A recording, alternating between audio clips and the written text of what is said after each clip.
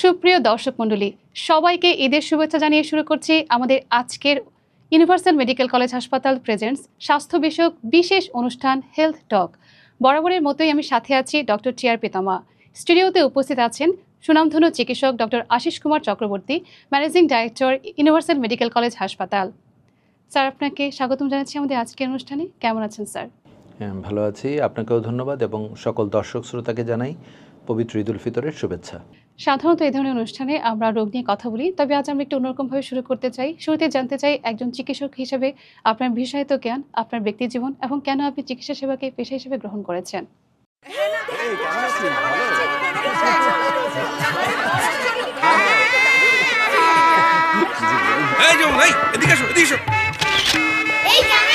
আরে বিয়ে সাহেব যে একটু রেস্ট নেন। মেয়ের বিদায়ের দিন, বাবা রেস্ট নিতে পারে। আরে আপনি বসেন। ঠিক আছে। এই না না না না, তুই টেনশন করিস না মা।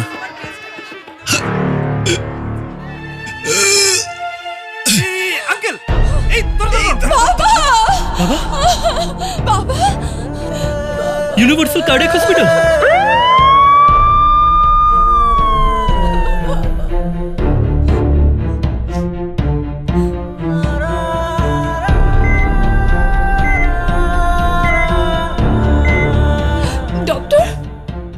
আপনার বাবার কি আগে কখনো বুকে ব্যথা হয়েছে? মাঝে মাঝে করতো, কিন্তু গ্যাসের ব্যথা মনে করে খুব একটা গুরুত্ব দিত না। বুকে ব্যথা কখনোই অবহেলা নয়। আপনার বাবার হার্ট অ্যাটাক হয়েছে, এনজিওগ্রাম লাগবে। আপনার বাবার এ দুটো ব্লক ধরা পড়েছে, ওনার রিং পরাতে হবে। ডক্টর, আপনার যেটা ভালো মনে হয় প্লিজ আপনি ওইটাই করেন।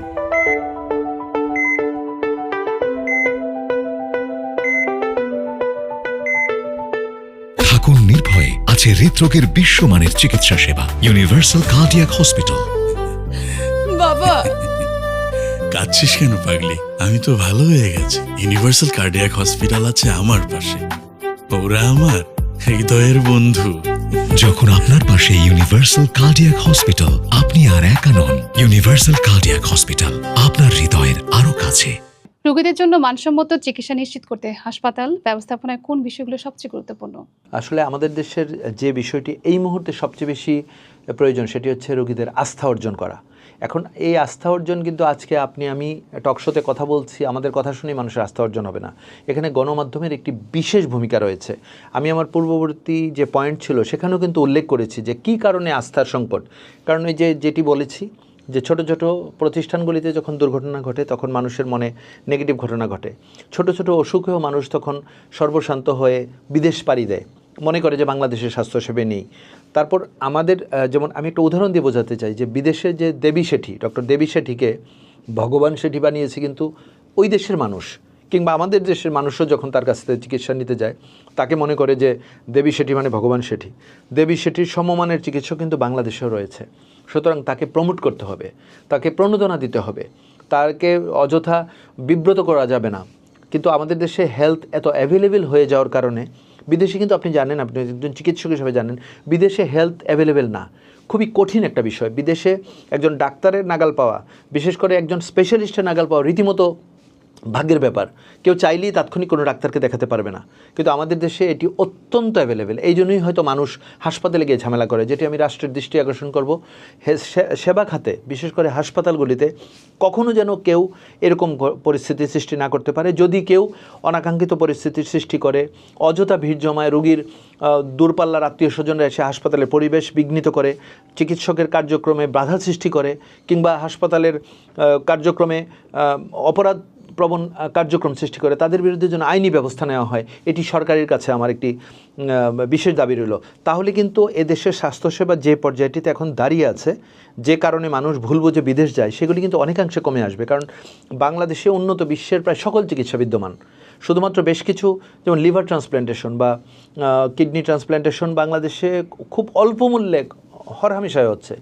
বোন মেরু ট্রান্সপ্ল্যান্টেশন বাংলাদেশে হচ্ছে, বোন অ্যান্ড জয়েন্ট ট্রান্সপ্ল্যান্টেশন হচ্ছে। কিছু বিশেষ বিশেষ চিকিৎসা ছাড়া, যেমন আমি বলেছি যে লিভার ট্রান্সপ্ল্যান্টেশন বা লিভার প্রতিস্থাপন, রোবোটিক সার্জারি, এগুলির জন্য মানুষ বিদেশ যায়। ক্যান্সার চিকিৎসায় মানুষ প্রায়ই বিদেশ যায়। আমি গর্ব করি বলি যে বাংলাদেশে পূর্ণাঙ্গ ক্যান্সার চিকিৎসার সকল আয়োজন রয়েছে এবং আমাদের ইউনিভার্সাল মেডিকেল কলেজে কিন্তু যে নতুন 5 স্টার সেটআপটি হচ্ছে সেখানেও কিন্তু আমাদের 50 বেডের একদম ওয়ান স্টপ অনকোলজি সেন্টার থাকতেছে, ক্যান্সার সেন্টার, যেটির জন্য মানুষ বিদেশ যায়। ইভেন এখনও মানুষকে বিদেশ যেতে হবে না, বিদেশ গিয়ে মানুষ কোটি কোটি টাকা খরচ করছে কেমোথেরাপি বা রেডিওথেরাপিতে, যেটি বাংলাদেশে একদম বেশ কয়েকটা একদম স্বনামধন্য প্রতিষ্ঠান রয়েছে জাতীয় ক্যান্সার ইনস্টিটিউট ছাড়াও। সুতরাং আমি জনগণকে বলবো যে এ দেশের আপনাদের জন্যই আমরা কিন্তু চিকিৎসক, বা আপনাদের জন্যই এত কোটি কোটি টাকার বিনিয়োগ। সুতরাং আপনারা আমাদের উপর আস্থা রাখুন। বাংলাদেশে অনেক মেধাবী চিকিৎসক রয়েছে যারা বিদেশ গিয়ে কিন্তু অনেক বড় বড় সাফল্যের খবর আমাদের জন্য পৌঁছে দিচ্ছে। সুতরাং রোগীদেরকে বলবো যে আপনারা আমাদের উপর আস্থা রাখুন, আপনাদের কোনো পরামর্শ থাকলে আপনারা দিন। এবং গণমাধ্যমকে আমি বলবো যে বাংলাদেশের যে স্বাস্থ্যসেবায় এত অভাবনীয় অর্জন, সেগুলি আপনারা মানুষের দ্বারপ্রান্তে পৌঁছে দিন। শুধুমাত্র নেগেটিভ নিউজ না, নেগেটিভ নিউজ যদি কেউ অন্যায় করে অবশ্যই আপনি প্রচার করবেন, অবশ্যই, কিন্তু পজিটিভ নিউজগুলি যদি বারবার দেওয়া হয়, এবং আমি বিশেষ করে যে নিউজ চ্যানেলগুলিকে বলবো যে প্রতিটা খবরের ফাঁকে ফাঁকে যে আমরা বিশেষ বিজ্ঞাপন বিরতিতে যাই, সেখানে যদি 30 সেকেন্ড বা 1 মিনিট বরাদ্দ রাখা হয় হেলথের জন্য, যেমন একটা টিপস দিল একটা ব্রেকে গেলে যে ডায়াবেটিস এবং উচ্চ রক্তচাপ নিয়ন্ত্রণে রাখুন, অন্যথায় আপনার হার্ট অ্যাটাক হতে পারে, কিডনি বিকল হতে পারে, স্ট্রোক হতে পারে। মানুষ জানুক জিনিসটি, যে পাতলবণ খাবেন না, পাতলবণ খেলে আপনার স্ট্রোক হতে পারে, হার্ট অ্যাটাক হতে পারে, কিংবা জর্দা খাবেন না, মুখে ক্যান্সার হতে পারে, ওজন বাড়াবেন না, বাইরের জাঙ্ক ফুড খাবেন না, নিয়মিত হাঁটুন, হেলদি ফুড খান। এই কথাগুলি যদি নিয়মিত বলা হয় এবং নিয়মিত স্বাস্থ্য পরীক্ষা করুন। আমাদের দেশের মানুষ কী করে যে অসুখ হলে শুধু হাসপাতালে যায়, কিন্তু বিদেশের চিত্র কিন্তু সেটি না। বিদেশে আপনাকে বাধ্যতামূলক বছরে 2 বার চেক আপ করতে হবে। তার জন্য সে বছরের শুরুতেই কিন্তু বিমা কোম্পানিগুলি টাকা নিয়ে যাচ্ছে। তো আমাদের দেশে যদি স্বাস্থ্য বিমাকে বাধ্যতামূলক করা হয়, তাহলে কিন্তু মানুষ যে পকেট থেকে টাকা দিয়ে চিকিৎসা করতে হয় সেগুলি কিন্তু কমে যাবে এবং মানুষেরই কল্যাণ হবে। তো আমি মনে করি যে এই বিষয়গুলি রাষ্ট্রের গুরুত্বপূর্ণ ব্যক্তিদের দৃষ্টি আকর্ষণ করছি যে আমাদের দেশে যদি স্বাস্থ্য বিমাকে বাধ্যতামূলক করা হয়, তাহলে হেলথ নিয়ে যে আনরেস্ট, নেগেটিভ টক এবং বিভ্রান্তিকর তথ্য, সেগুলো অনেকাংশে কমে যাবে। কারণ বেশিরভাগ মানুষ, প্রায় 70% মানুষ কিন্তু পকেটে টাকা দিয়ে চিকিৎসা করে, আর 30% হচ্ছে সরকারি হাসপাতালে। সরকারি হাসপাতালেও কিন্তু টাকা খরচ হয়। সবাই মনে করে যে সরকারি হাসপাতাল মানে ফ্রি না। কিন্তু আপনাকে আরেকটি ভালো তথ্য দিচ্ছি, আমাদের যে ইউনিভার্সাল মেডিকেল কলেজ হাসপাতাল একটি বেসরকারি মেডিকেল কলেজ হাসপাতাল, সেখানেও কিন্তু 10% রোগীর জন্য ফ্রি বেড রয়েছে। অর্থাৎ ঢাকা মেডিকেল কলেজে একটা রোগী ভর্তি হলে যে তার দীর্ঘদিনের জ্বর ভালো হচ্ছে না, কিংবা অ্যাকিউট অ্যাপেন্ডিসাইটিস অথবা গলব্লাডার স্টোন নিয়ে ভর্তি হয়েছে, এই রোগীটি কিন্তু আমার এখানে ভর্তি হলো, ঢাকা মেডিকেলে যে সমমানের চিকিৎসা এবং যে খরচে চিকিৎসা হবে, এখানে একই খরচে চিকিৎসা হবে। সুতরাং আমরাও কিন্তু সরকারের পাশাপাশি বেসরকারি স্বাস্থ্যখাত জনগণের কল্যাণে কাজ করে যাচ্ছি। এবং আমাদের যে মেডিকেল কলেজের আওয়ার 8টা থেকে সকাল 2:30টা পর্যন্ত মাত্র 300 থেকে 500 টাকার মধ্যে অ্যাসোসিয়েট প্রফেসর, অ্যাসিস্ট্যান্ট প্রফেসর, ফুল প্রফেসরকে মানুষ স্বল্প মূল্যে দেখাতে পারছে, বিশেষ ছাড়ে দেখাতে পারছে।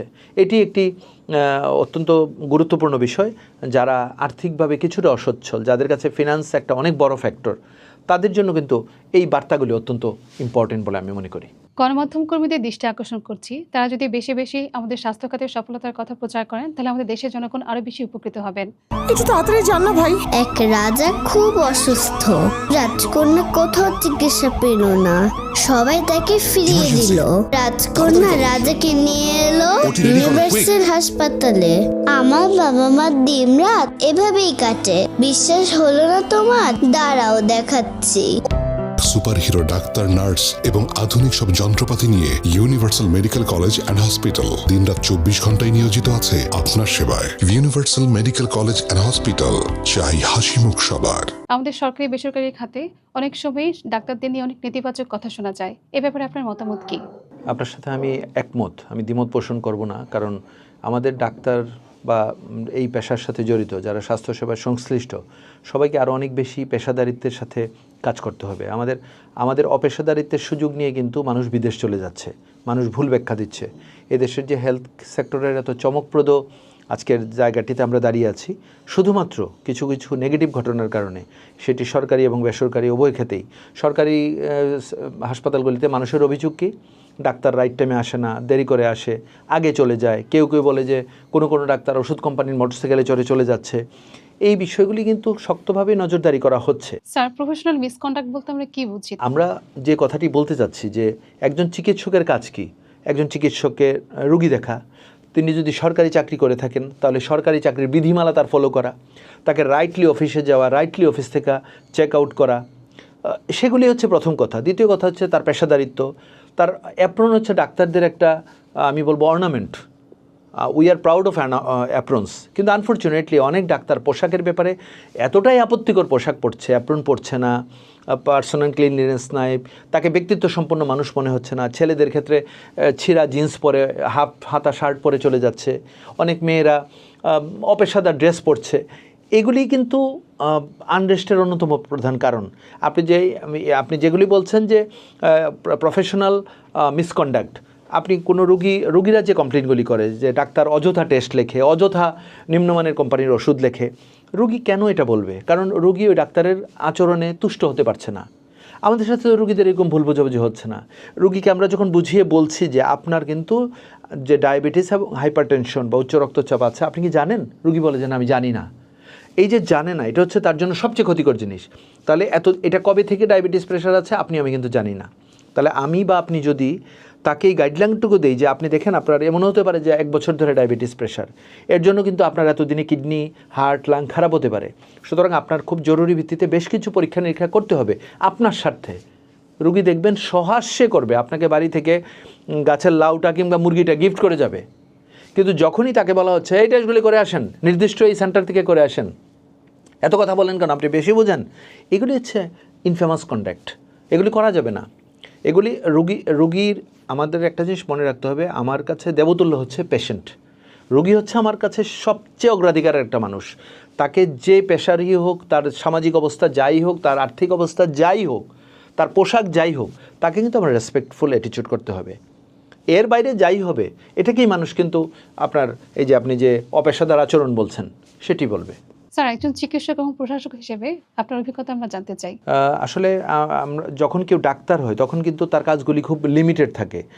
আইদার সে সরকারি চাকরি করছে একটি নির্দিষ্ট সময় পর্যন্ত, বিকালে কোনো একটি চেম্বারে বসছে, তার 10, 15, 20 জন বা কোনো অনেক বড় খ্যাতিসম্পন্ন ডাক্তার হলে 50, 60, 70, 100 জন রুগীও দেখে।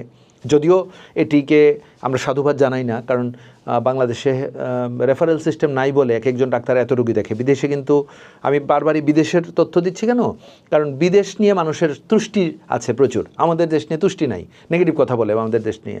কারণ বিদেশে একটা ডাক্তার 10 থেকে 15 জনের বেশি রুগী দেখতেই পারবে না সারাদিনে, তার স্লটটা এরকম। কিন্তু আমাদের দেশের মানুষ সামান্য জ্বর, সর্দি, কাশিতেও আবদুল্লাহ স্যারকে দেখাতে চায়, বুকে ব্যথা হলেই প্রথমেই প্রফেসর খন্দকার কামরুল ইসলাম স্যারকে দেখাতে চায়। সুতরাং বিদেশে এই সিস্টেম নাই, আপনাকে জিপির মাধ্যমে আসতে হবে। তো ডাক্তারদের হচ্ছে একটা নির্দিষ্ট বিষয়। এখন আমি যখন প্রশাসক, আমার কি করতে হয়, আমি যখন রাউন্ডে যাই তখন আমার ডাক্তারকেও মনিটর করতে হয়। যখন কোনো রুগী দেখলাম ডাক্তার সম্পর্কেও কমপ্লেন করে, নার্স সম্পর্কে কমপ্লেন করে, আপনার নার্সটা আমার সাথে ভালো ব্যবহার করে নাই, কী ব্যবহার করে নাই, তাকে ডাকা হয়েছিল, সে বলছে বারবার ডাকেন কেন? ইউনিভার্সাল মেডিকেল কলেজ হাসপাতালে এরকম কথা কেউ বলতে পারবে না। ডাক্তার রোগীর সাথে উচ্চস্বরে কথা বলেছে, আমার হাসপাতালে এগুলি নিষেধ করা যাবে না। এখানে আমি আবারও বলেছি যে আমার রুগী হচ্ছে প্রায়োরিটি। হ্যাঁ, কি হতে পারে নেগেটিভ ঘটনা ঘটে রুগীর স্বজনদের ক্ষেত্রে। দেখা গেল একজন ভদ্রমহিলা ভর্তি আছে, তার ছেলেটি হয়তো কিছুই করছে না, সে ডাক্তারকে সহযোগিতা করছে, নার্সকে সহযোগিতা করছে, তার একটি বন্ধু বাইরে থেকে এসে একটা হইচই করা শুরু করলো, ডাক্তার নার্সের সাথে মিসবিহেভ করলো, হাসপাতালে আপত্তিকর কাজ করলো, যেটি কিন্তু এক্সপেক্টেড ছিল না। তখন এইগুলি নিয়ে আমার রোগীর চিকিৎসাবাদ দিয়ে তখন অন্যদিকে যেতে হয়। কখনো কখনো এইসব ঘটনায় কিন্তু বিব্রতকর সিচুয়েশন হাসপাতালে তৈরি হয়। Universal cardiac hospital. আপনার বাবার কি আগে কখনো বুকে ব্যথা হয়েছে? মাঝে মাঝে করতো, কিন্তু গ্যাসের ব্যথা মনে করে খুব একটা গুরুত্ব দিত না। আপনার বাবার হার্ট অ্যাটাক হয়েছে, এনজিওগ্রাম লাগবে। থাকুন নির্ভয়ে, আছে হৃদরোগের বিশ্বমানের চিকিৎসা সেবা। Universal cardiac hospital. বাবা, আমি তো ভালো হয়ে গেছি। ইউনিভার্সাল কার্ডিয়াক হসপিটাল আমার হৃদয়ের বন্ধু। যখন আপনার পাশে ইউনিভার্সাল কার্ডিয়াক হসপিটাল, আপনি আর একা নন। ইউনিভার্সাল কার্ডিয়াক হসপিটাল, আপনার হৃদয়ের আরো কাছে। আবার হাসপাতালে প্রশাসক হিসেবে অজস্র অভিজ্ঞতা, এটি এই ছোট অনুষ্ঠানে বলে শেষ করা যাবে না। তবে আমি যেটি দেখতে পাই, এক কথায় যদি বলি, আমাদের ডাক্তার, নার্স, চিকিৎসা সংশ্লিষ্ট সকলকে অনেক বেশি পেশাদারিত্ব সম্পন্ন হতে হবে। অন্যথায় এদেশের এত বড় যে অর্জন, হেলথ সেক্টরের এত কোটি কোটি টাকার বিনিয়োগ কিন্তু ভেস্তে যাবে। মানুষ কিন্তু মনে করবে যে এদেশে ডাক্তার নার্স ভালো না। এদেশে ডাক্তার নার্সরাই কিন্তু বিদেশ গিয়ে অনেক ভালো করছে, পরীক্ষায় ফার্স্ট হচ্ছে, পোস্ট ফেলোশিপ করছে, বড় বড় হাসপাতালে কাজ করছে বাংলাদেশি ডাক্তাররা, আমি গিয়ে পেয়েছি। কিন্তু তারা এদেশ থেকে চলে যাচ্ছে। দুটি বিষয়, এদেশের রোগীদেরকে বা তার স্বজনদেরকেও কিন্তু মাথায় রাখতে হবে যে একজন চিকিৎসকের প্রতি সম্মান কী, একজন হাসপাতালে এসে কী ধরনের আচরণ করা হয়। বিদেশে কিন্তু হাসপাতালে গিয়ে একদম জিরো টলারেন্স বলা আছে, যে মানে ডাক্তারদের স্বাস্থ্যসেবায় যদি কেউ বাধা দান করে, ডাক্তারকে যদি কেউ গালি দেয়, গায়ে হাত দেওয়া তো অনেক বড় বিষয়, এগুলি আমাদের দেশে প্রায়ই এইসব ঘটনা শোনা যায়। বিদেশে এটা রীতিমতো অসম্ভব বিষয়, একটা গালি দিলে পর্যন্ত তার 6 মান্থ জেল হবে। সুতরাং আমরা আশা করব এদেশের রোগী, তার স্বজন, আপনারাও দায়িত্বশীল আচরণ করুন। কোনো ডাক্তার যদি দায়িত্বশীল আচরণ না করে, তার যেমন বিচারের ব্যবস্থা রয়েছে, তেমনি রোগী স্বজনদেরকেও কিন্তু আমাদের বলতে হবে যে হাসপাতালের পরিবেশ রক্ষার জন্য আপনাকে দায়িত্বশীল ভূমিকা পালন করতে হবে। প্রয়োজন ছাড়া হাসপাতালে অযথা লোকজন আসবে না। খুব দায়িত্বশীল এবং লিগ্যাল একজন গার্ডিয়ান থাকবে, যার সঙ্গে আমি রোগ নিয়ে কথা বলবো। বাংলাদেশে হয় কি, 2 জন লোক কথা বলে গেছে, কিছুক্ষণ পর আরও 4 জন লোক আসে, আমার রোগীর কী অবস্থা, ও বুঝে নাই, আমাকে বুঝায় বলেন। রোগীর তথ্য কিন্তু সবাইকে দেওয়া যাবে না, এটি তথ্যের গোপনীয়তা অত্যন্ত স্ট্রিক্টলি মেনটেন করা উচিত, কারণ রোগীর privacy is a very important thing. এটা আমি একেবারে অ্যাসাইন্ড পারসন ছাড়া এবং একেবারে সুনির্দিষ্ট লিগ্যাল পারসন ছাড়া কাউকে বলতে বাধ্য নই। সুতরাং এই ঘটনাগুলিকে যে ঠিক করা যায়, প্রশাসক হিসাবে আসলে এই ধরনের ঘটনাই ঘটে। আমরা কখনো কখনো যেটি দেখি যে আর্থিক অসচ্ছলতা একটি বড় বিষয়, হয়তো রোগীটি ভেন্টিলেটরে আছে বা লাইফ সাপোর্ট মেশিন যেটিকে মানুষ বলে সেখানে আছে, খুলে নিয়ে যেতে চাচ্ছে, কেন? তার টাকা নাই। কিন্তু তিনি যদি স্বাস্থ্য বিমার অধীনে হতেন তাহলে কিন্তু তার টাকার কথা ভাবতে হতো না, তার বাড়িঘর বিক্রি করতে হতো না। আমরা প্রায়শই দেখি যে মানুষজন কিন্তু জমি বিক্রি করে, বাড়ি বিক্রি করে, ঘর বিক্রি করে, গাড়ি বিক্রি করে, রীতিমতো দরিদ্র হয়ে যাচ্ছে চিকিৎসা করতে গিয়ে। আমরা এমনটি কখনো চাই না। তাই আবারও বলছি, স্বাস্থ্য বিমা বাধ্যতামূলক। প্রশাসক হিসেবে এটিও আমার একটি মেসেজ সরকারের প্রতি, যে স্বাস্থ্য বিমাকে বাধ্যতামূলক করতে হবে। আমি বাধ্যতামূলক শব্দটা কেন বলেছি? কারণ আপনি পাবলিককে যখন বলবেন, পাবলিক বলবে আমার অসুখ নাই, আমি খামাখা বছরে 5,000 টাকা কেন নষ্ট করব। বছরে 5,000 টাকা মানে হচ্ছে ডেইলি 13 টাকা 50 পয়সা। কিন্তু আপনি এইটা দিয়ে আপনি যদি অসুস্থ হন 5 লক্ষ টাকার কিন্তু কভারেজ পাবেন। একটু তাড়াতাড়ি জান না ভাই। এক রাজা খুব অসুস্থ, রাজকন্যা কোথাও চিকিৎসা পেল না, সবাই তাকে ফিরিয়ে দিল। রাজকন্যা রাজাকে নিয়ে এলো ইউনিভার্সাল হাসপাতালে। আমার বাবা মার দিন রাত এভাবেই কাটে, বিশ্বাস হলো না তোমার? দাঁড়াও দেখাচ্ছি। ওই দেখো, জানো বাবা মাকে আমি কাছেই পাই না, দুজনকে খুব মিস করি। কিন্তু ওরা যে সুপার হিরো, সুপার হিরোদের অনেক দায়িত্ব। কি বললে? আমি অনেক একা? আরে না, তুমি তো আছো। এমন নিবেদিত প্রাণ একঝাঁক সুপার হিরো ডাক্তার, নার্স এবং আধুনিক সব যন্ত্রপাতি নিয়ে universal medical college and hospital দিনরাত 24 ঘন্টায় নিয়োজিত আছে আপনার সেবায়। ওরে দুষ্টটা, এখনো ঘুমাওনি? না। না। কি ইমার্জেন্সি? এখনই আসছি। তখনই কেউ দেয় হাত বাড়িয়ে। Universal medical college and hospital, চাই হাসি মুখ সবার। স্যার, দর্শকদের উদ্দেশ্যে একজন চিকিৎসক হিসেবে আপনার বিশেষ স্বাস্থ্যবার্তা কি? আমি দর্শকদের উদ্দেশ্যে যে কথাটি বলতে চাই, একজন চিকিৎসক হিসেবে, প্রশাসক হিসেবে না, আপনারা নিয়মিত স্বাস্থ্য পরীক্ষা করুন, আপনারা স্বাস্থ্য সচেতন হন। বিদেশে মানুষ কিন্তু স্বাস্থ্য পরীক্ষা বাধ্যতামূলক। সুতরাং এই দেশের মানুষ শুধুমাত্র অসুখ হলে ডাক্তারের কাছে যায় বা টেস্ট করে। আমি বলবো যে আপনারা বছরে কমপক্ষে 2 বার স্বাস্থ্য পরীক্ষা করুন, নিয়মিত হাঁটাচলা করুন, সুস্থ স্বাভাবিক খাদ্যাভ্যাস গড়ে তুলুন। আমাদের যে শাকসবজি ফলমূল আছে এবং আমাদের যে সুষম খাদ্য বলতে যা বোঝায় সেটিকে ফলো করুন।